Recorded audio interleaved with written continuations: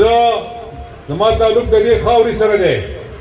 د وزیر اعلی په حیثیت باندې په سوات کې چې ما کوم کارونه کړي دي او کوم روان دي زه دې ټولو خلکو ته چیلنج ورکوم چې د کله نه پاکستان جوړ شوی دی او دا سوات په پاکستان کې د مرجر شوی دی 69 نه بعد په سوات کې چې چا کار کړی دی هغه د محمود خان تاسو له کړی په کاغذ یې ویم په ګراونډ یې ویم ستاسو چې کوم یونیورسټۍ روانې دي ستاسو چې کوم کالجونه روان دي ستاسو چې کوم یو بي ایچ یو ما اپګریډ کړی یو هسپتال ما اپګریډ کړی بایپاس باندې کار روان دی واټر سپلای سکیمز باندې کار روان دی کم دغه ما په بجلو باندې ما د کار کړی په ګیس به د کار کړی چې کم داسې دغه ما نه پرېښودی داسې محکمه داسې اداره ما نه ده پرېښودې چې په هغې ما تاسو ته کار نه دی کړی الحمدلله پوره په خیبر پښتونخوا کې چې کله زه راغلم نو 25 د 112 دفتر اوس 125 سټیشن پارټي کې موجود دی په خیبر پښتونخوا کې او په سوات کې په هر تحصیل موجود دی دغه شان زه په خواځخیلې کې ولاړ یم دا کم خلک چې خبرې کوي چې دی سوات ته یا خواځخیلې ته نه چې راتلي او کارونه نه دي کړي نو 4 میګا پروجیکټ خو به ته زه ووایم دا واړه پرېږده خو بیا درته ووایم چې ستاسو غوښتو والا څوک نو ما به ورته څه کړي زه درته بله یو خبره کوم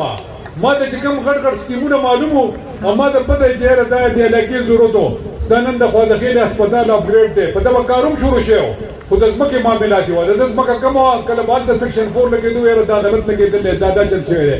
دویم ستاسو د خواځخیلې بایپاس دی په یې باندې هم کار روان دی سیکشن 4 هر څه پې شوي دي دریم ستاسو د دې خواځخیلې سیمې د واټر سپلای سکیم دی کوم چې به د کلاکوټ نه راوچتېږي د خواځخیلې ته به اوبه ورکوي او مټې ته به اوبه ورکوي د شکردرې پورې به دا سکیم ځي دا خو ما ته یاد دي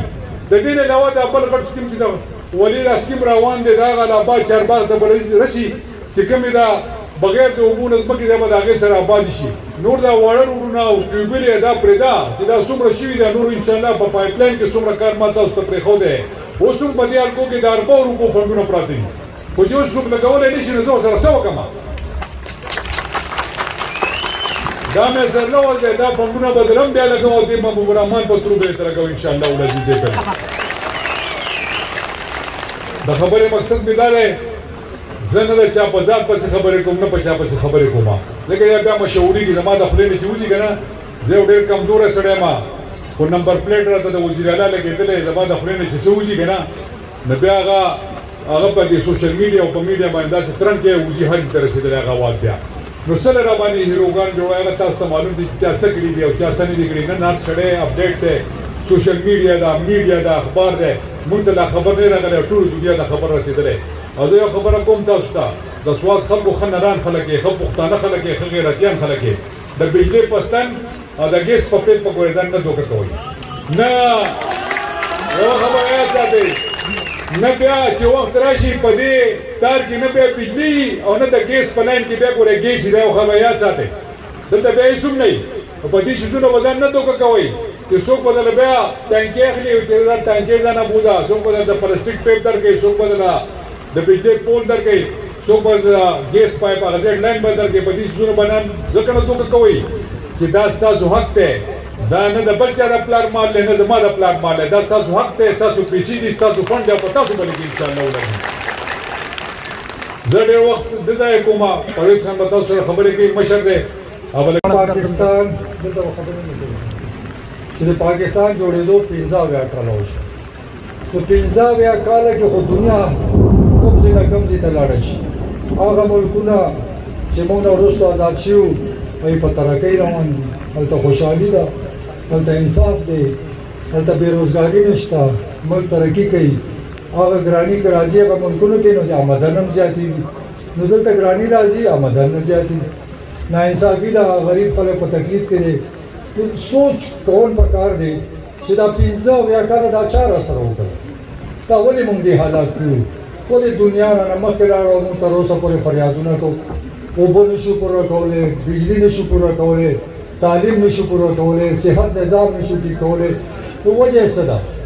ځکه دا عمل چې دی دا د وفاق په طاقت چې وي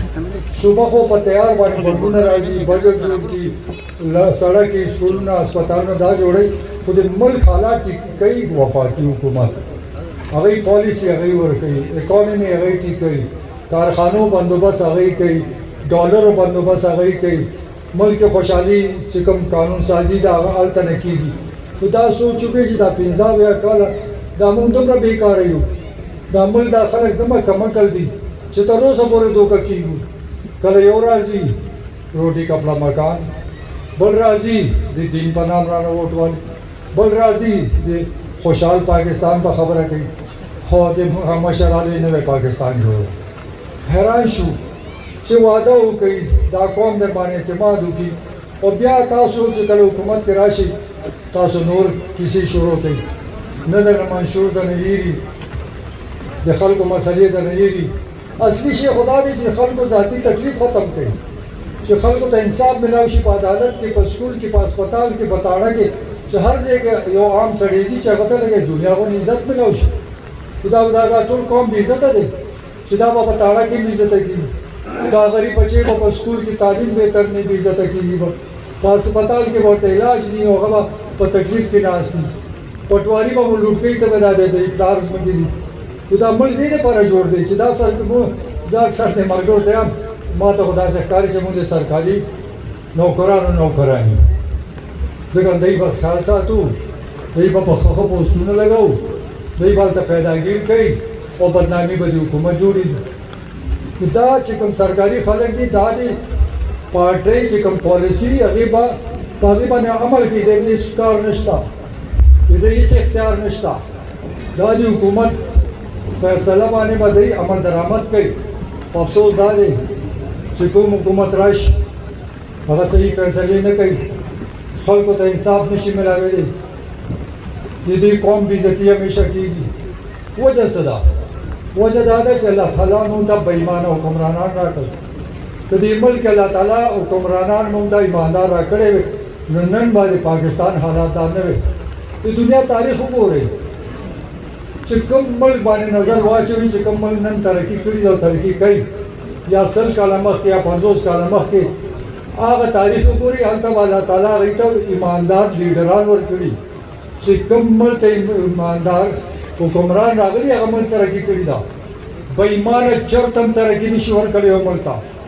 بېایمانه دي زه خپل مېلمنو ته د میډیا ملګرو ته سکیورټي ملګرو ته او د پنډال کې زما درانه مېلمانو په کوم سم او سخت وخت کې چې راغلي دي دې وخت کې څوک چاله هېڅ قسمت کار نه ځي ځکه ډېر سخت وخت دی خلکو باندې تکلیف دی د کارونو وخت دی خو زما وروڼه زما د وجې زما د ملګرتیا د وجې دومره زما سره وري کړې ده دومره مینه زما سره کړې ده چې په دې ټایم کې په دې لږ ساعت کې په 3 ورځو کې ما سیم صاحب ته وویل چې سیم صاحب موږ ټایم راکړه چې زما کسان لږ ډېر راوځي ځکه دا ټول ځای دا کوم پکې نه و دا ټول ځای ما په 3 ورځو کې خبر ده دا کړی و بل پروګرام کې